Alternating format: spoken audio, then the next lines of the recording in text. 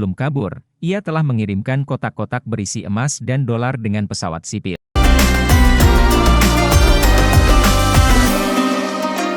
Detik-detik terakhir Assad sebelum kabur dan mengelabui rakyat Suriah, bahkan orang-orang terdekatnya. Bashar Assad kabur dari Suriah dan rezimnya pun tumbang. Berbagai pertanyaan seputar skenario pelariannya muncul di tengah masyarakat. Namun seiring waktu, satu persatu fakta kaburnya Assad dan para elit kekuasaannya mulai terkuak. Melalui orang-orang yang berada di sekeliling Assad, surat kabar Al-Majalah menjelaskan beberapa fakta terkait kaburnya Bashar Assad dari Suriah ke Moskow, Rusia. Berawal pada tanggal 27 November 2024, kelompok revolusi yang dipimpin oleh Hayat Tahrir Syam mengumumkan operasi militer Radul Udan atau mencegah agresi bersamaan dengan keberangkatan Assad menyusul keluarganya ke Moskow untuk mengikuti prosesi wisuda anaknya, Hafez Bashar al-Assad yang baru menyelesaikan pendidikan S3 di jurusan matematika. Situasi yang ada di Suriah membuat Assad tidak bisa mengikuti acara wisuda sang anak, dan lebih memilih untuk tetap di kamar hotelnya guna mengikuti perkembangan yang ada di Suriah.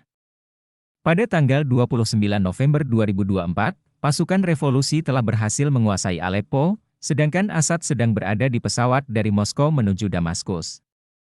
Ada dua kemungkinan kebijakan yang akan dia ambil. Pertama, menyiapkan diri untuk kabur dari Suriah dengan membawa kabur dokumen dan hal-hal penting dengan pesawat sipil. Kedua, menyiapkan perlawanan dengan meminta bantuan kepada kedua mitranya Iran dan Rusia. Namun ketika Aleppo sudah dikuasai oleh pasukan revolusi, Rusia menyarankan kepada Assad untuk meninggalkan Suriah guna mencegah terjadinya pertumpahan darah di ibu kota. Di Aleppo, Abu Muhammad al-Julani memerintahkan pasukannya untuk menjaga rakyat sipil dan menjauhi harta mereka. Siapa yang melanggar, maka akan ditembak di tempat. Sedangkan di sisi lain, militer Suriah kebingungan karena Assad tidak ada, dan mereka sangat emosi. Akhirnya pasukan militer Suriah berbondong-bondong melarikan diri dari markas mereka dan menolak untuk berperang. Hal itu membuat Iran dan Rusia juga setengah hati untuk mengerahkan pasukan. Karena mereka hanya mau membantu pasukan yang mau berperang. Sejak waktu pagi Sabtu, 7 Desember 2024, suasana di Damaskus mulai mencekam. Pasar penuh dengan masyarakat yang datang untuk memborong kebutuhan pokok, sebagai antisipasi terjadinya krisis panjang akibat konflik yang ada. Di sisi lain, pasukan keamanan nyaris hilang di ibu kota Damaskus. Berdasarkan saksi mata di kira pukul 12 dan 1 siang, sejumlah orang terlihat membakar berkas dan komputer di kantor keamanan nasional dan pasukan pengamanan presiden, karena pasukan revolusi semakin mendekat ke Damaskus. Pada hari itu, Assad mengadakan rapat darurat dengan 30 petinggi pasukan keamanan. Ia menenangkan mereka dan juga orang-orang sekitarnya yang sedang ketakutan dengan mengatakan, bantuan Rusia akan datang.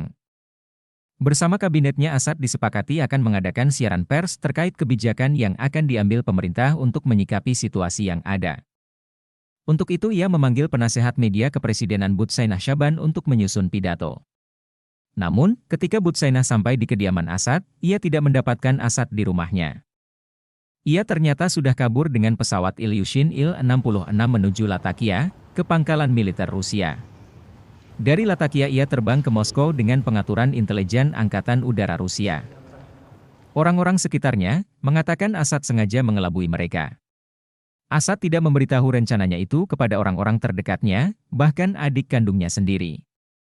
Ia berangkat ke Moskow ditemani Mansur Azam, kepala kantor kepresidenan yang dikenal juga sebagai pemegang kunci rahasia Bashar Assad, dan Brigjen Muhsin Muhammad sebagai pengawal pribadinya di Rusia. Dengan kaburnya Bashar Assad maka orang-orang dekatnya juga berusaha untuk melarikan diri dari Suriah. Ada yang kabur ke Irak dan sebagian lagi ke Lebanon. Apa yang dilakukan Assad mengejutkan bagi orang-orang dekatnya.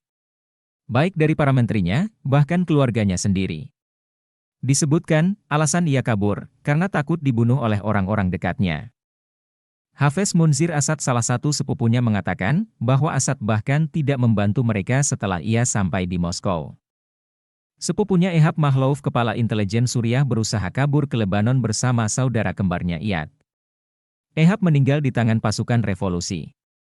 Sedangkan Iyad berhasil sampai ke Lebanon dalam keadaan terluka.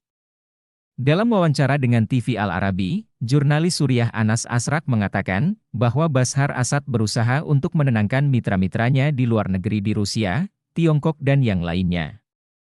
Kepada mereka ia mengatakan bahwa kondisi Suriah baik-baik saja dan pemerintahannya akan bisa bertahan hingga 10 tahun ke depan. Asrak mengatakan dari sumber-sumber dari Istana Kepresidenan, selama beberapa hari keberadaannya di Damaskus sebelum kabur, ia telah mengirimkan kotak-kotak berisi emas dan dolar dengan pesawat sipil keluar Suriah. Dalam wawancara dengan saluran TV Al Jazeera, Wakil Skuadron Angkatan Udara Liwa 29 Militer Suriah, Omar Kanah, mengatakan ada upaya dari para jenderal untuk menggunakan sejumlah pesawat negara untuk melarikan diri, akan tetapi ia berusaha menunda permintaan mereka. Dari yang awalnya mereka meminta disiapkan 14 pesawat dengan berbagai jenis untuk kabur. Akhirnya dengan penundaan tersebut, karena sudah terdesak, mereka hanya berangkat hanya dengan 2 pesawat saja. Dari sisi lain, pada tanggal 16 Desember 2024, Bashar Assad membuat siaran pers yang ia unggah di aplikasi X, mengatakan bahwa ia tidak kabur dari Suriah. Keberangkatannya keluar Suriah dari pangkalan udara Latakia, karena pertempuran sengit yang terjadi di sana sehingga ia terpaksa diselamatkan ke Moskow oleh militer Rusia.